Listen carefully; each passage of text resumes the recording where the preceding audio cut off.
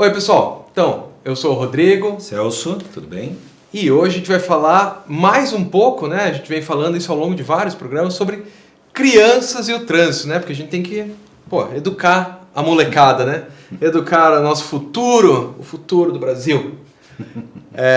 Mas a gente já falou sobre crianças que não são alfabetizadas, hoje a gente vai falar sobre, né, crianças em geral, né? E como que elas trabalham, como que elas vivem e sobrevivem no trânsito. Pois é. As nossas estatísticas são bem cruéis, né? 3 mil crianças por ano. Por ano. Aproximadamente. Esses números, eu falo aproximadamente, me perdoem os mais puristas aí, mas é porque os números no Brasil não são medidos de forma igual em todos os lugares. Então tem um pouco da estimativa aí. É isso que eu ia falar. Mas que seja 2.500, que seja 1.000, já é muito. Qualquer número é demais. Bom, como é que você faz para que as crianças recebam essa educação para o trânsito? Primeiro é importante saber que a nossa lei, o Código de Trânsito Brasileiro, diz que, está lá no artigo 76, se tiver curiosidade, procure aí que você vai se divertir com a legislação de trânsito, né? Não é pouca coisa. O artigo 76 do Código de Trânsito diz que educação para o trânsito é um assunto que tem que ser levado para a sala de aula na educação infantil, no ensino fundamental, no ensino médio e no curso superior. Você é professor em faculdade, né? Sim. Você já levou o assunto trânsito para dentro da sala de aula, de uma forma organizada? Eu sou suspeito, né? Mas já. Já, né? Já. Porque você tem uma influência. Mas eu tenho uma certa influência, né? Mas que fazia parte do conteúdo programático? Não. É que você trata, tem vários assuntos mesmo, né? Que você trata numa linha transversal. Esse é um deles. Mas cidadania é outro, até a própria política é outra, psicologia comportamental é outra, então eu trato várias coisas incidentalmente, mas tem uma disciplina de trânsito, eu acho que os caras só vão ter no curso de arquitetura. Algumas engenharias. Em algumas engenharias. Psicologia, por conta dos testes psicológicos. Só. E daí é só na pós-graduação, só Isso. nos cursos, né, de lato sensu. E estrito sensu. E por que é tratado assim? Porque lá atrás, 18 anos atrás, tá? Lá quando começou a vigorar o Código de Trânsito Brasileiro. Aliás, 19 anos atrás, porque começou a vigorar em 98, mas foi em 1997 que foi aprovada a lei. Lá dizia o seguinte, que o MEC seria responsável por fiscalizar todo e qualquer processo educativo teórico de trânsito. E é claro que a galera das autoescolas não gostaram, muita gente não gostou e houve uma pressão muito grande e daí o Fernando Henrique, presidente na época, vetou esse artigo. Isso deslocou o MEC desse ambiente de trânsito. Eu desconfio que eles nem queriam muito. Exatamente o que eu ia falar. Os caras não têm dinheiro, né? E não tinham preparo. Não tem como. Mas, por outro lado, o trânsito precisava disso e a ajuda que poderia ter vindo do MEC não veio. Bom, de lá para cá, o que aconteceu? Esse artigo 76 nunca foi cumprido como deveria ser. Tanto que em curso superior, salvo um caso como o professor Rodrigo, que por coisa dele, por diletantismo e pela capacidade de fazer associações e buscar temas transversais, o trânsito, aliás, é sensacional como tema transversal, né? Talvez um dos melhores. Principalmente se você dá aula, como eu dou aula, no meio do centro da cidade, né? Aí você está dando aula no centro, tem buzina, você olha... Então, tá vendo isso que está acontecendo? E quando o professor é esperto, ele consegue trazer isso. Mas não existe um programa a ser cumprido, mesmo como matéria transversal. E é assim que a lei brasileira diz que tem que tratar trânsito nas escolas. É tema transversal. Aliás, é tema local. Quem entende um pouco aí da área da educação sabe do que eu estou falando. Não é como ética. Ética é um tema transversal por excelência, está na primeira lista. Trânsito está como tema local, ou seja, se a escola achar que deve, se der tempo, inclui. E eu acho que isso é um grande erro, né? Porque a matemática fica muito mais fácil se você usa exemplos de trânsito. Física, então, nem se fala. Tinha uma amiga minha que fez o cálculo de pular de... Esse era o exercício da prova. Pular de qual andar era tantos quilômetros por hora. Equivalia a uma colisão a X km por hora. Então, assim, uma colisão a 80 por hora era pro lado... Eu não vou lembrar agora, mas era pro lado do 15º andar. E assim você ia fazendo essas correlações e era bacana. Nas dinâmicas, quando eu faço treinamento e tal, eu gosto muito de pegar uma cadeira assim, da altura padrão, aí 40 centímetros. Eu peço para um voluntário, em nome da ciência, né, subir lá, fechar os olhos, se concentrar, ficar em silêncio e cair para frente. E não vale botar as mãos e os braços e tal. Claro que ninguém faz, né? Ninguém topa. Mas por que você não topa? Por que você não concordou, né? Não topou o desafio? Ah, porque eu vou me machucar. Pois é. Esse tombo, dessa altura, dessa forma, equivale a colidir a 16 km por hora. Pois é. Quer dizer, você vai 16. A 40 km por hora da sua casa até a padaria, não quer pôr o cinto de segurança. Caindo de uma altura dessa, mais ou menos aqui, ó. Não dá para ver ali. Porque tem uma dissociação da questão do perigo. É a percepção de risco, né? Que a gente já falou aqui outras vezes. Você não está associando uma coisa a outra. E isso tem que ser ensinado. E a escola é perfeita para isso. É claro que pode vir de casa. Aliás, trânsito funciona muito bem quando tem a educação da família. E aí basta educar para a cidadania, para o respeito com o outro e para aquelas questões de perceber os perigos mais óbvios já é suficiente. Aí a escola, com uma boa metodologia, com materiais didáticos adequados, com professores, né, devidamente estimulados, podem fazer toda a diferença. Se há 18 anos atrás, Rodrigo, tivéssemos começado a cumprir esse artigo 76 do Código de Trânsito, hoje, certeza absoluta, nós não teríamos tantos jovens chegando na autoescola atrás só do documento.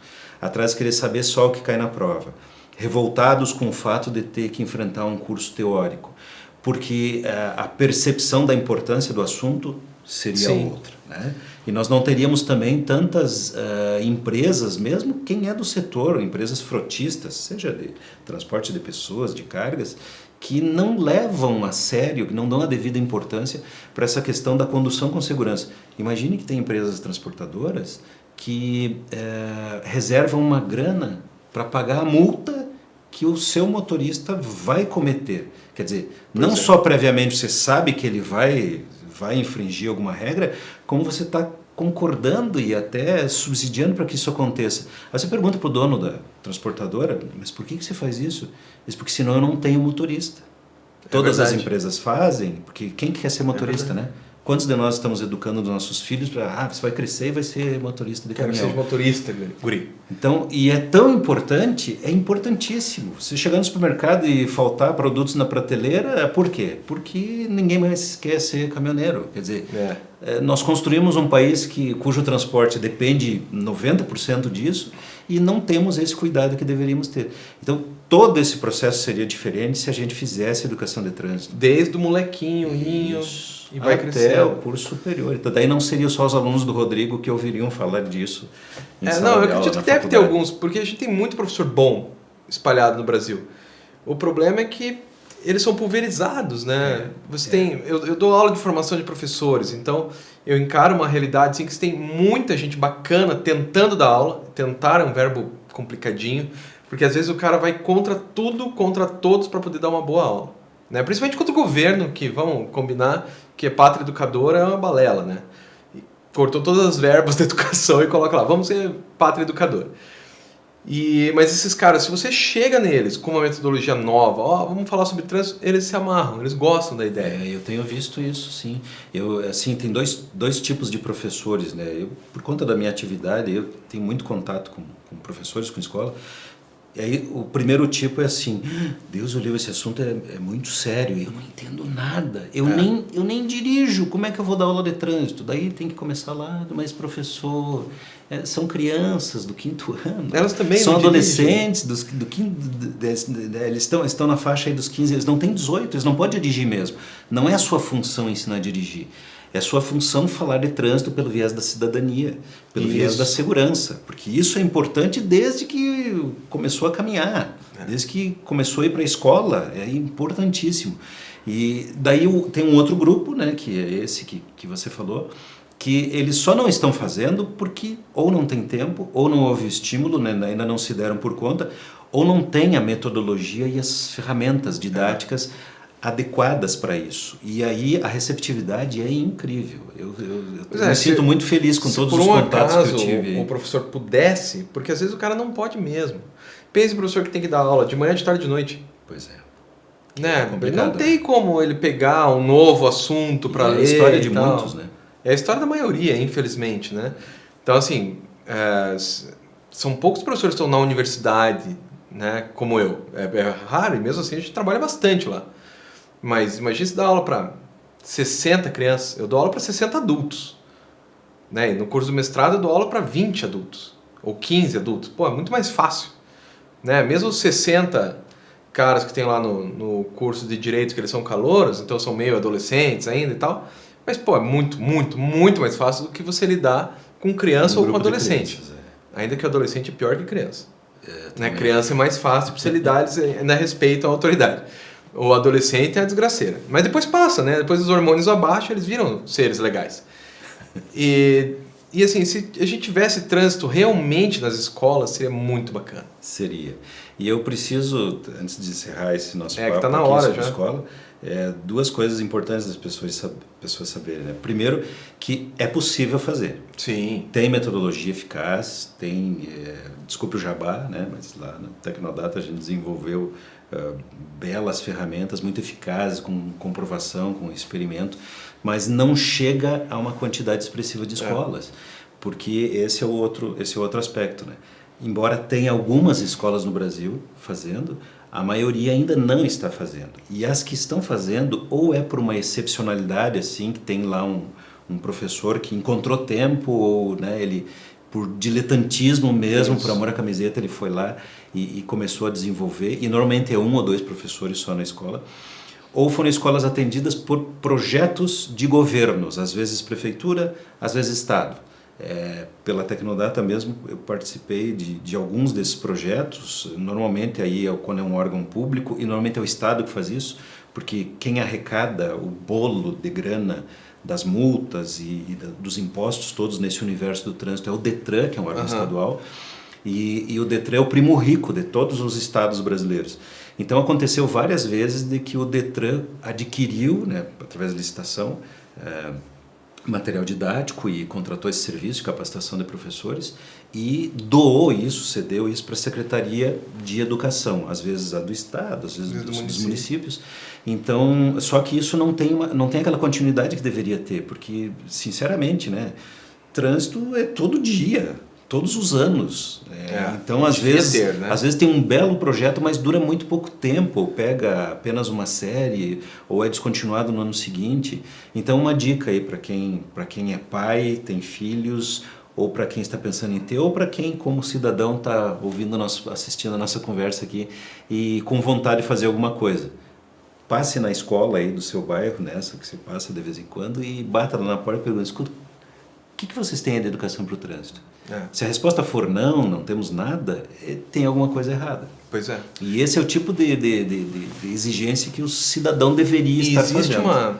Isso é histórico, né? Desde 1500, tal, antes até, a escola tem que ensinar matemática, ler e escrever. Todo o resto, eu sou professor de história, né? Sou doutor em história, mestre em tecnologia e tal. Então, assim, história, geografia, química, dependendo do que você vai fazer no futuro, física, e por aí vai. Então, é matemática e ler e escrever. Porque não é nem interpretação de texto, é ler e escrever. Então, todo o resto parece menor, né? E isso é histórico, não adianta de tentar mudar isso agora. As coisas estão vindo ao longo do tempo e está melhorando muito. Né? O que você tem hoje, os professores de história hoje, são muito melhores do que os professores de história de 40 anos atrás. Né? Isso não tem comparação. Mas vai levar ainda mais uns 50 para a gente chegar com o trânsito, eu acho, na escola pra mesmo. Ficar legal e para isso, todo mundo tem que ir lá encher o saco. É isso aí, tem que cobrar. Né? Tem que cobrar do jeito que o pessoal das minorias estão cobrando, que é bem bacana, agora é obrigatório. Do mesmo jeito que esse negócio responsabilidade social está pegando também, todas as escolas agora é obrigatório, porque tem grupos que se mobilizaram e foram encher o saco. Isso aí, as questões de acessibilidade. Que é sensacional. Hoje eu estava dando aula para um aluno. Culturais todas. O aluno é surdo e tem uma pessoa lá para fazer com que ele aprenda. Pô, isso é sensacional, né? Sensacional. Se eu estou falando, ele não me escuta, tem que ter uma pessoa só para ele. E é legal que eu faço piadinha e ela traduz as piadinhas também. É bem legal, bem legal. Não, isso é... Que bacana. Você vê que a sociedade está melhorando, né?